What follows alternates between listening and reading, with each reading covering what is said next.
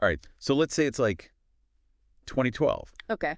The app scene is blowing up, right? Yeah. Everyone and their mom's got an app idea. Yeah. And you're no different. You've got this killer app, could be the next big thing, but there's a problem. How do you actually show it off? Right. Back then, you're stuck with these clinky files, app store shenanigans. It's a whole process. Painful. Right. Definitely. Well, Kickfolio, they felt that pain. In fact, they decided to do something about it. And that, my friends, is what today's deep dive is all about. Kickfolio, a company that dared to dream big, had the tech to back it up. I'm excited for this one. We got this super interesting article, breaks down not just what made Kickfolio revolutionary, but what we can learn from their journey. The wins, the losses, the whole 9 yards. Yeah, because who doesn't love a good startup story? Especially when it's packed with insights we can actually use, right? What I find fascinating about Kickfolio is how they teach us this really crucial lesson right from the get-go. Be observant.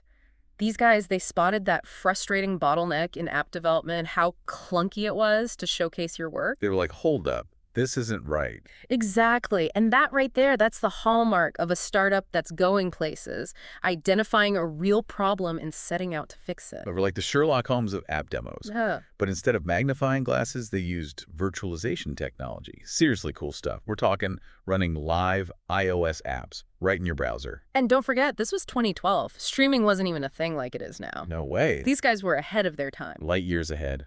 So smart. That foresight is so valuable, whether you're building an app or just looking at a new market. Kickfolio, they understood the future was about accessibility, smooth experiences. Make it easy, right?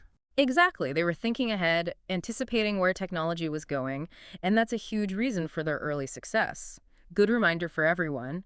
Really staying curious about tech trends, even if you're not a coder, can give you a real advantage. It's like having that insider knowledge. Right. And speaking of staying ahead of the game, Kickfolio nailed something else that is absolutely essential in the tech world.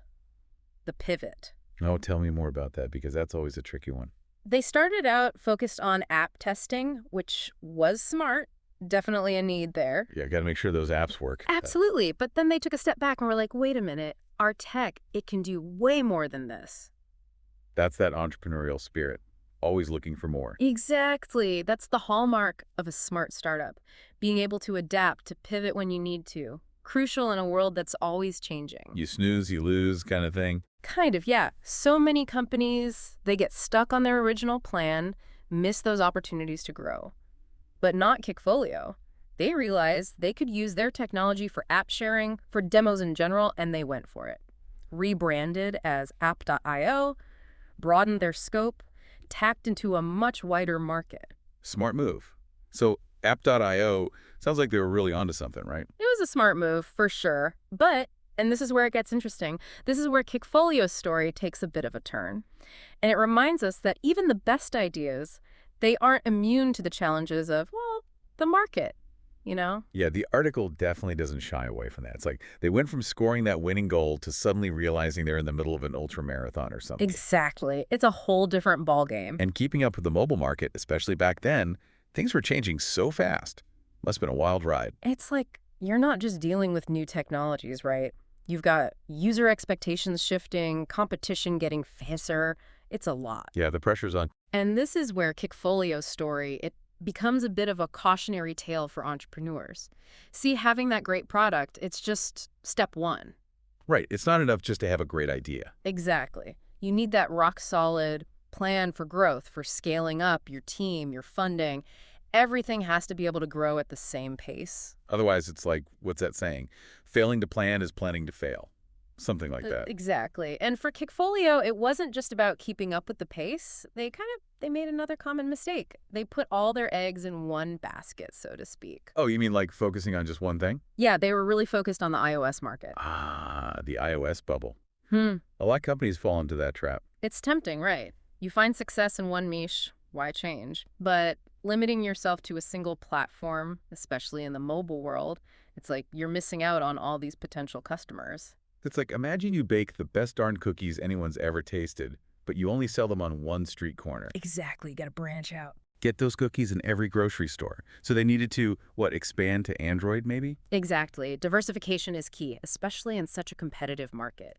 And this leads us to probably the biggest hurdle Kickfolio faced, the one that ultimately contributed to them closing down in 2014 funding. Yeah, that's a big one. The article doesn't sugarcoat that part at all. No, it's the reality of the startup world.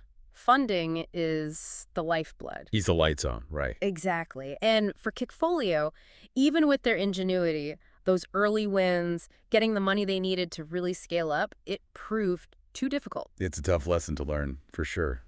Makes you think, doesn't it? You see a company like that, so much potential, but then boom, funding dries up, and that's it. Really shows you how important the business side is, even when you've got this amazing product. Totally. And that's why Kickfolio's story, even though they didn't, become the next Google or anything, it's still so valuable. They're like leaving this roadmap behind, showing us what worked, what didn't, and we get to learn from it. It's like a crash course in what not to do. Exactly. So anyone listening, if you've got that entrepreneurial spirit, maybe you're working on a side project, dreaming of your own startup, or just, interested in tech in general, pay attention. These lessons are gold. Yeah. Okay, so let's break it down. If we had to pick like 3, 4 big takeaways from Kickfolio's journey, what would they be? Okay, number one, and this is huge EE, solve a real problem. Don't just build something because it's cool.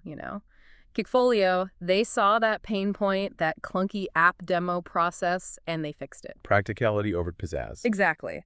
Always ask yourself, does this actually help someone? Does it solve a problem? If not, you might be barking up the wrong tree. Love that. Okay, what else? Be ready to adapt. Like we talked about Kickfolio, they pivoted from testing to app sharing. Brilliant move. The market changes fast. You got to change with it. Be like water. Flow around obstacles. Like it. Okay, third takeaway. Plan for growth. Seriously, plan it out. Kickfolio, they stumbled there. They had the innovation, but keeping up with the market was tough. It's like building a house. You need strong foundations if you want to add more floors later on. So don't just build a product, build a business. Exactly. And that brings us to our final and maybe the most important takeaway, funding. The money part, can't escape it. Nope. Secure funding early, manage it well, treat it like oxygen for your business, because without it, Well, you heard what happened with Kickfolio. no cash, no rocket launch. Exactly. Entrepreneurship, it's exciting, it's challenging, but like we saw with Kickfolio, even when things don't go perfectly, there are so many lessons to be learned. Couldn't have said it better myself. Well, folks, we've gone through the highs, the lows, unearthed some serious wisdom. Hopefully you're feeling inspired, informed, and ready to chase those entrepreneurial dreams. Every startup story, win or lose, has something to teach us. Keep those lessons close, use them wisely, and who knows, maybe you'll be the next big success story we're talking about. That's all the time we have for today. Thanks for joining us for another deep dive. Until next time.